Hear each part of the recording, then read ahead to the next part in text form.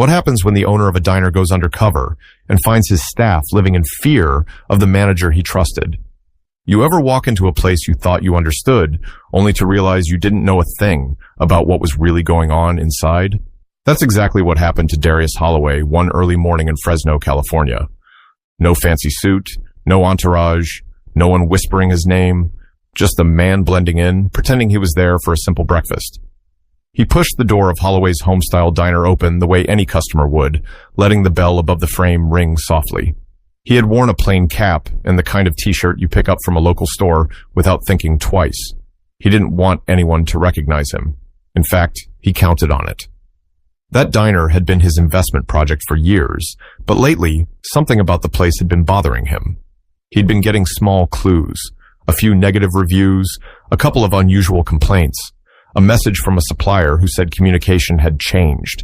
Even the tone of his monthly reports felt different, too clean, too rehearsed. Something about all of it bothered him, and he knew the only way to figure out the truth was to show up like he was nobody. He took a seat in one of the corner booths, the kind that still had the slightly torn leather from years of customers sliding in and out.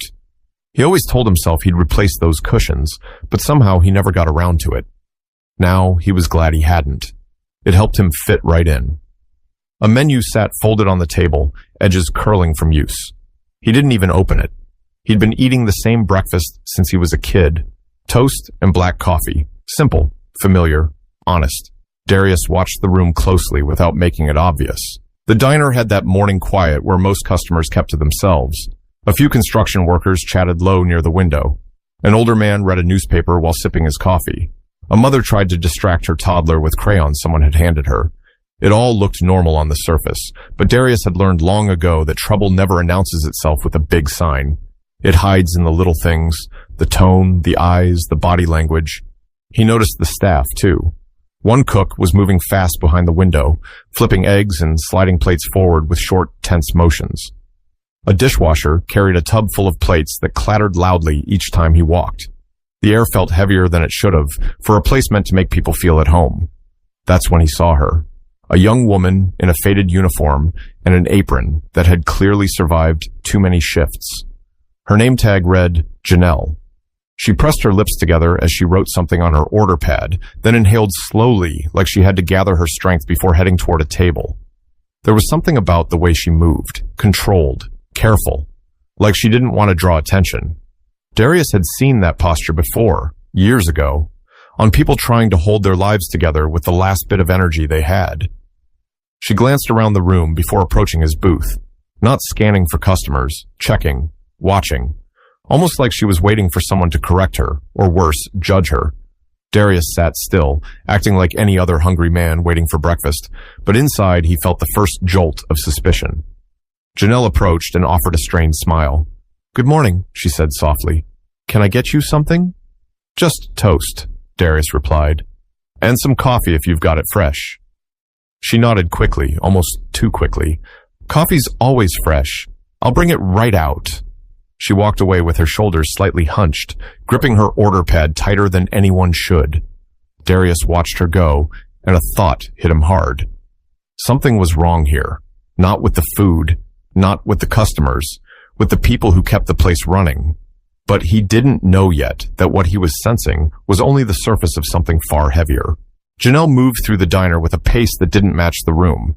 Everyone else took their time. People ate slowly, talked quietly, read newspapers, scrolled on their phones. But she was rushing in slow motion.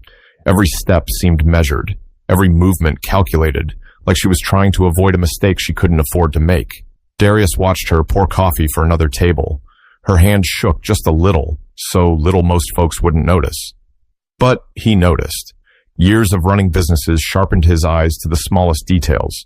She apologized twice to the same customer, even though she hadn't done anything wrong. That alone told him a story. Someone had convinced this woman that even existing too loudly was a problem. And then there was the way she kept glancing toward the counter. Not casually, not like a server trying to see if food was ready. She looked the way people look when they're checking for storms. Behind that counter stood a man with a thick beard, a wrinkled button-down shirt, and the expression of someone who woke up annoyed and never recovered. His name tag said, Carl. the manager he'd hired last year. At the time, Carl seemed competent. A bit rough around the edges, sure, but he talked a good game, promised efficiency, promised structure, promised to shape up the staff. Now Darius couldn't take his eyes off the guy. Carl stood with his arms crossed, glaring across the room like everyone owed him money. He didn't speak. He didn't smile. He just watched, especially Janelle. Whenever she passed near him, she tightened her grip on her apron.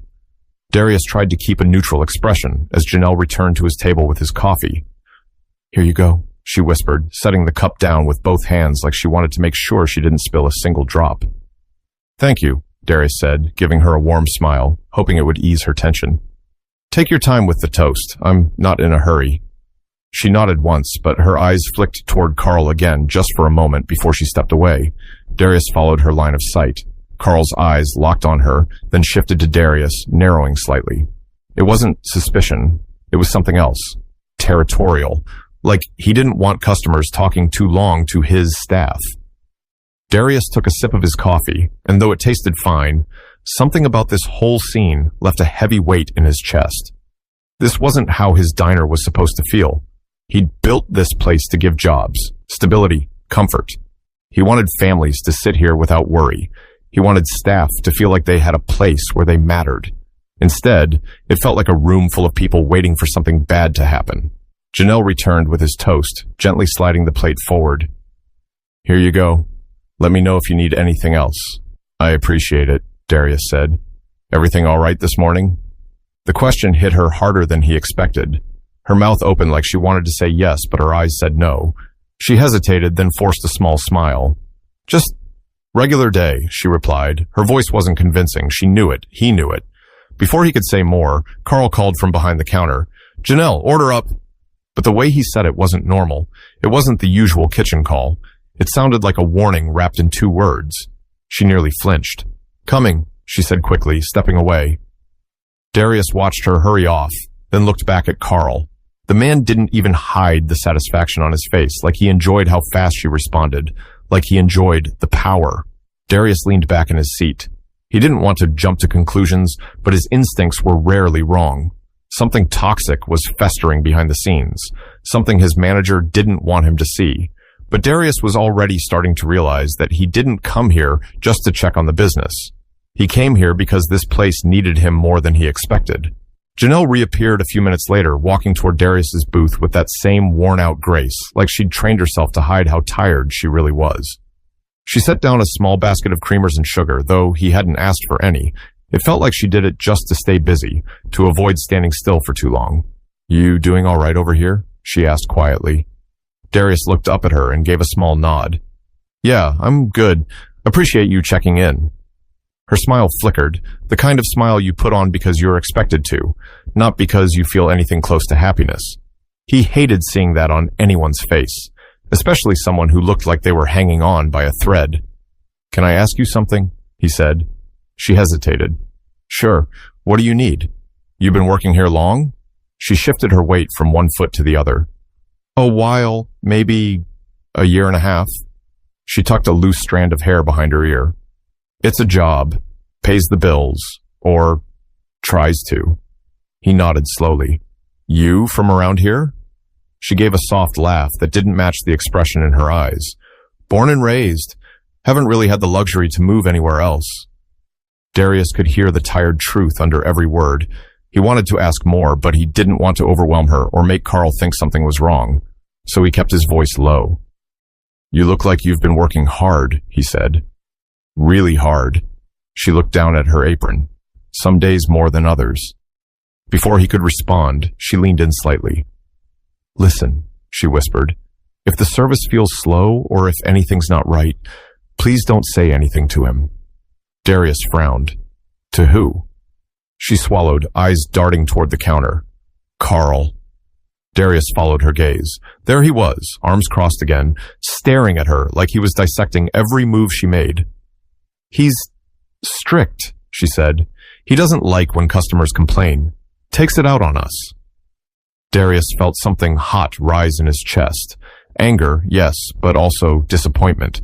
He'd hired Carl to help these workers, not control them. Has he taken it out on you? Darius asked gently. Janelle didn't answer with words, but her silence did. She didn't have to explain. Her posture already told the story. She leaned in even closer, speaking just above a breath. Please, just enjoy your meal. Don't draw attention. He studied her face for a long moment. She wasn't avoiding eye contact. She wasn't being dramatic. She was scared, really scared. You shouldn't have to walk on eggshells at a job, he said softly. She looked at him with eyes that said she agreed, but couldn't afford to. I've got a little boy, she murmured. He depends on me. If I lose this job, I don't know what happens next. Those words hit him harder than he expected. He'd seen determination before, but this was different. This was survival. Janelle, Darius said quietly, I hear you, and I respect you being honest with me. She didn't know what to say. Most customers didn't talk to her like that. Most didn't even look her in the eye. Then she stepped back suddenly, adjusting her apron as if remembering something urgent. I should go, she whispered. Just let me know if you need anything. He nodded, but watched the way she hurried off like she was afraid to be seen talking too long. Darius took a slow sip of his coffee, trying to keep calm, even though his mind was spinning. He had come here undercover to check on customer service and operations, but he was starting to understand that the real problem wasn't on the surface. The problem was woven into the behavior of the staff, their tone, their fear, their silence, and all of it pointed back to one man. But this wasn't even the hardest part of the morning, because the truth Janelle was hiding hadn't even come out yet. A few minutes passed before Janelle returned to clear a nearby table. Darius didn't want to pressure her, but the air around her practically pulsed with something she was trying to hide. The way she wiped the table, quick strokes, eyes flicking up every few seconds, told him she was waiting for the moment when Carl would bark an order or glare at her again. And sure enough, when she turned her head toward the counter, Carl's stare was already locked on her like he'd been waiting to catch her slipping. She tensed instantly, not because she'd done anything wrong, but because she was used to taking blame for things she couldn't control. Darius leaned forward slightly, keeping his voice low. Janelle, he called out gently. She looked over, startled, and stepped closer. Yes, did you need something? You look worried, he said. You sure everything's all right? Her fingers gripped the edge of the bus tray like she needed something solid to hold on to. It's nothing, she whispered. I'm fine. But her voice cracked just enough for him to hear the truth behind it. He reached into his pocket and pulled out a small bill. Nothing big, just something to show appreciation. When he slid it discreetly across the table, her entire body froze. Wait, no, she whispered, eyes widening. It's just a tip, Darius said, for good service. She shook her head, panic rising fast. No, I can't. If he sees... She swallowed hard and took a small step back. Please, put it away. Please. Her reaction was so intense, so immediate, that Darius carefully slid the bill back toward himself. You can't accept a tip? He asked. At all? She took a breath, then another, like she was fighting tears she didn't want to shed in front of a stranger. We're not allowed, she said, voice trembling. Carl keeps everything, every dollar. He says it's part of the rules, and if a customer insists, he says we're trying to take money behind his back. Darius's jaw tightened, not in anger at her, but at the situation he already suspected was worse than he imagined. So, he takes the tips for himself? Darius asked quietly. She looked around again, making sure Carl wasn't watching, then nodded. But that's not all, she whispered, and the way she said those words made Darius's stomach drop. What else? He asked. Her throat tightened. He punishes us if we argue, cuts our hours, gives us the worst shifts, threatens to fire us. She took another shaky breath, and he knows most of us need the job too much to say anything. Darius felt his chest heat with anger, but he forced his voice to stay calm. The last thing he wanted was to scare her more. That's not how any manager should act, he said softly. She wiped her hands on her apron. I know, but I don't have many options. I've got my son. He's 5. He needs clothes, food, everything. And this job is the only stable thing I've got right now. Her honesty hit him like a punch.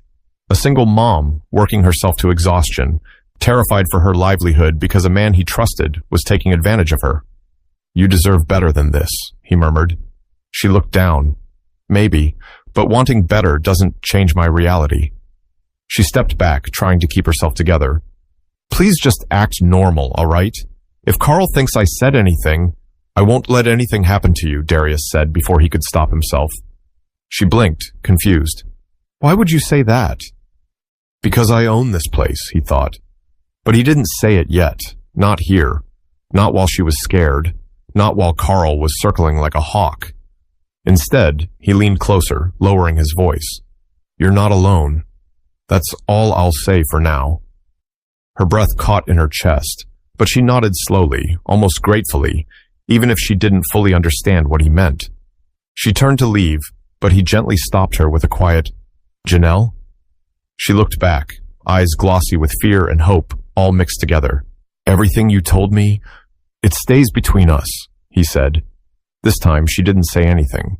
She just nodded once before walking away, wiping her eyes when she thought he couldn't see. Darius watched her disappear into the kitchen doorway, and he knew something with absolute certainty. This wasn't something he could walk away from, not today, not ever.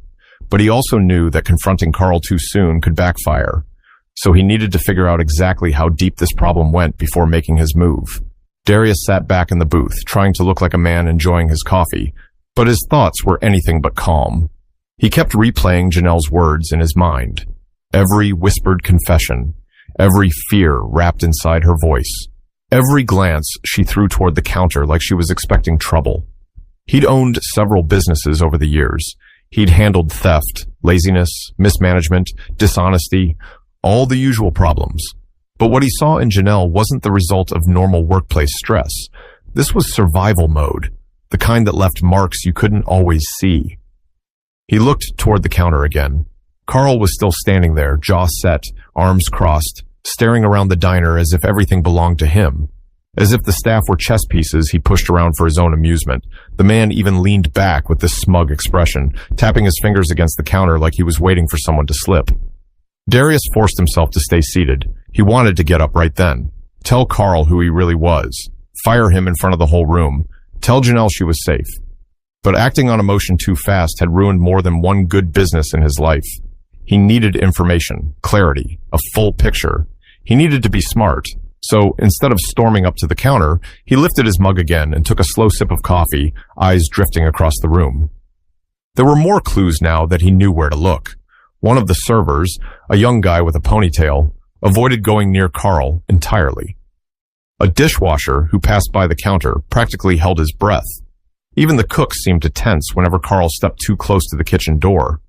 This wasn't just Janelle's problem. Carl was poisoning the entire workplace. Darius sighed and set his cup down. He didn't know how long this had been going on, but he felt a heaviness inside his chest that told him he should have checked in earlier. He had trusted Carl too much, delegated too much, assumed everything was fine because the numbers weren't terrible. But numbers didn't tell you when someone cried on their break. Numbers didn't show who was being mistreated. Numbers didn't protect single mothers. He leaned forward, resting his elbows on the table. All right, he thought. If I do this, I'm doing it right. He reached into his wallet again, but instead of pulling out money, he pulled out a small card, a generic business card he carried around for emergencies. It didn't have his full name, just a phone number and the word management. He placed it on the table and waited. It didn't take long for Janelle to return. She approached with caution, her eyes scanning his table, then the room, then him. You need anything else? She asked softly. Actually, Darius said, sliding the card toward her, I wanted you to keep this. She hesitated before taking it. What is it? Just a number, he said, in case something happens, or in case you need help. She looked at the card, then at him, confused. I don't understand. You don't have to, he replied. Not right now. For a moment, neither of them spoke. She seemed torn between gratitude and suspicion, like she didn't know whether to trust the kindness he was offering. Why are you doing this? She whispered. Darius met her eyes. Because what you're dealing with isn't normal, and you don't deserve to face it alone. Her lips trembled the slightest bit. She tucked the card behind her order pad quickly before Carl could see it, but of course, Carl saw something. He didn't know what it was, but he saw the two of them talking a bit too long. He pushed himself off the counter and started walking over, fake smile plastered across his face. Darius kept his posture relaxed. Janelle stepped back the second Carl got close. Carl leaned on the booth, looking Darius up and down like trying to judge whether he was worth pretending to be polite for. "Everything all right here?" Carl asked, voice sugary in a way that felt wrong. "Just fine," Darius answered. Carl nodded slowly, but it was clear he didn't buy that for a second. He glanced toward Janelle with this glare that promised trouble later. "Good," Carl said sharply, "because we run a tight place here." Janelle swallowed hard. Carl walked away, but the tension he left behind sat in the air like smoke. Darius exhaled through his nose. The time for watching was over. He had seen enough. But he also knew there was only one way to fix this, and it meant finally stepping out of his cover and confronting the man who'd been running his diner into the ground. Darius waited until Janelle stepped into the kitchen before he finally slid out of the booth. He moved slowly, calmly, the way a man does when he's already made up his mind. The room didn't quiet down, nothing dramatic like that, but a few staff members noticed him standing. Their eyes followed him with a mix of curiosity and fear, unsure of what was about to happen. Carl was back behind the counter, wiping an already clean spot with a rag, pretending to be busy. He didn't notice Darius approaching until the man was only a few feet away. "Carl," Darius said plainly. Carl turned, surprised for half a second before the fake smile returned. "Yeah? Something wrong with your food?" "No," Darius said. "We need to talk." Carl shrugged. "About what?" "The way you run this place." The smile vanished. Carl straightened up, trying to regain control of the moment. "If you've got a complaint, you can leave it at the register. I'll handle it later." "I'm handling it now," Darius said. Something about his tone made Carl pause. "Listen," Carl said, lowering his voice. "I don't know what that waitress told you, but she tends to exaggerate when she's stressed." "Oh, she told me plenty," Darius replied, leaning on the counter. "But I didn't need her to.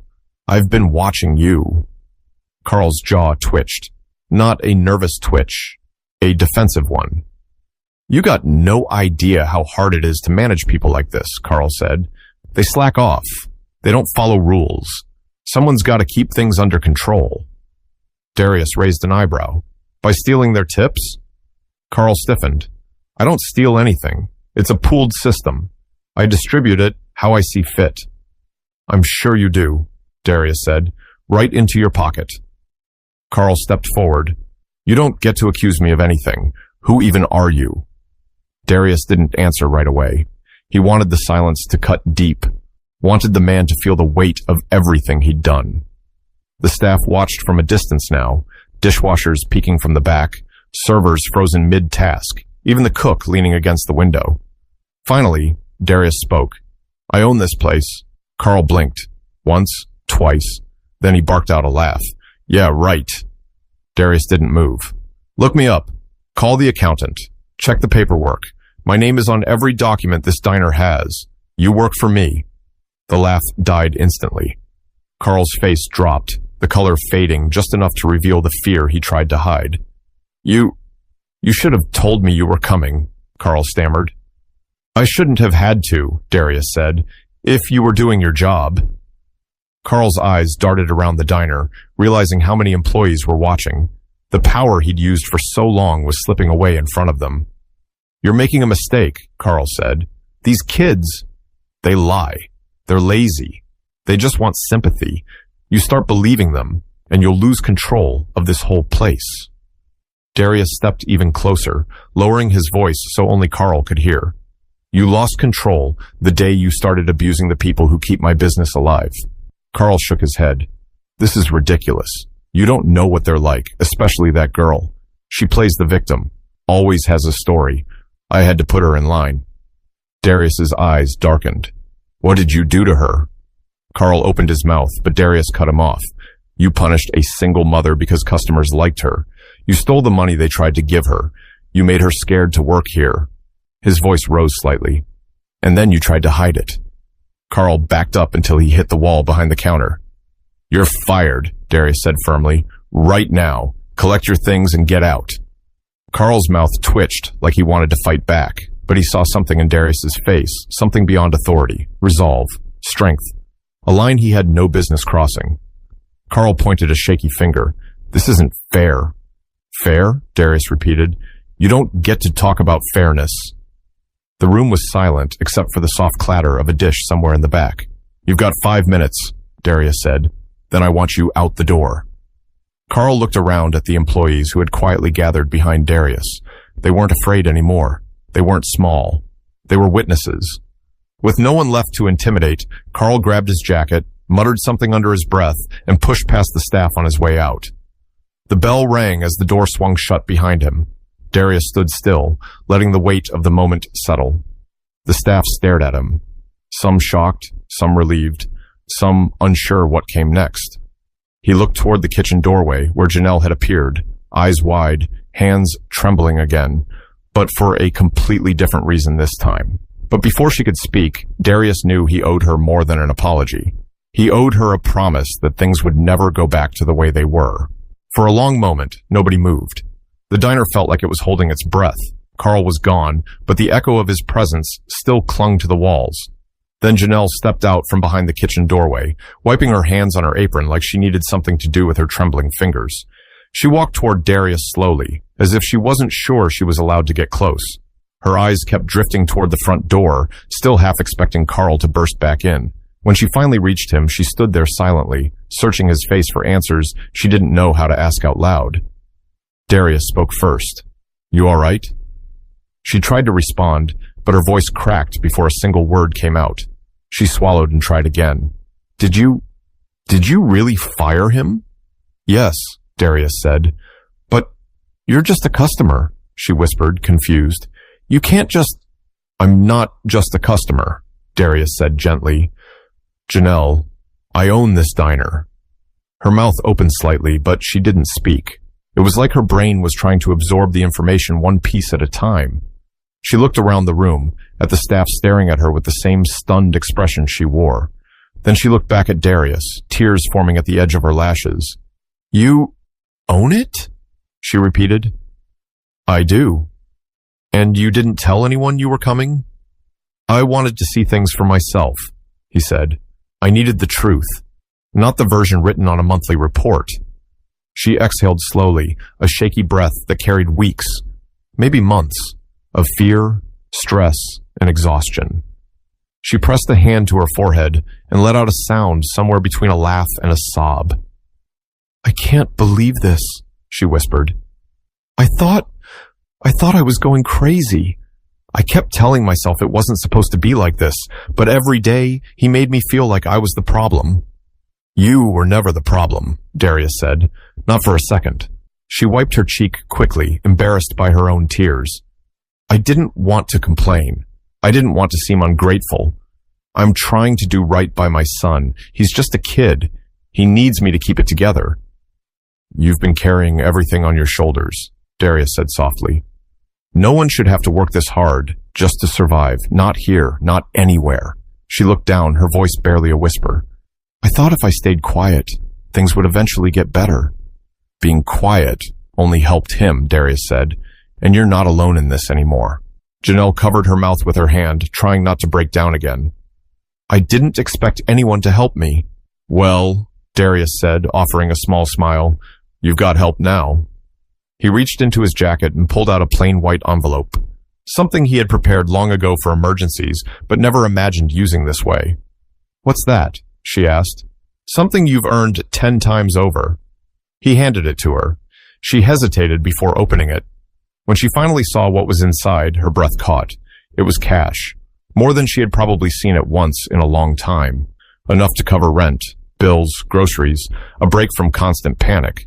Why would you do this? She asked, eyes shining with tears.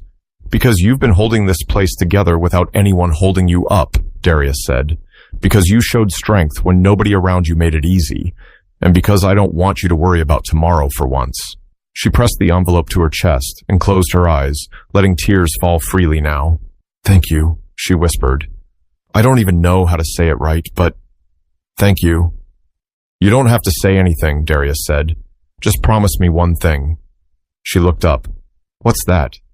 Let me fix this place, he said. Let me rebuild it the way it should have been from the start. And let me help you and everyone else here feel safe again. She nodded slowly, wiping her tears. I'd like that, she said. A lot. The other employees gathered a little closer now, some smiling, some crying quietly, some simply relieved that the nightmare was over. Darius looked around at all of them. This place is changing, he said, starting now. They didn't clap, didn't cheer, but the look in their eyes was enough. Hope. Real hope. But even with hope in the air, Darius knew the journey wasn't over. The diner needed rebuilding, the staff needed healing, and a lesson needed to be shared with anyone willing to listen. The diner felt different the next morning. Not perfect, not magically fixed, but lighter. The kind of lighter that comes when people finally get to exhale after holding their breath for too long. Darius arrived before anyone else and stood near the front door, letting the sunrise spill through the windows as he walked across the room. He wasn't here undercover anymore. No cap pulled low, no quiet booth in the corner. Today, he was present as the owner, the way he should have been all along. One by one, the staff came in, not rushing, not fearful. Janelle stepped through last, holding a small backpack in one hand and a tired but genuine smile on her face.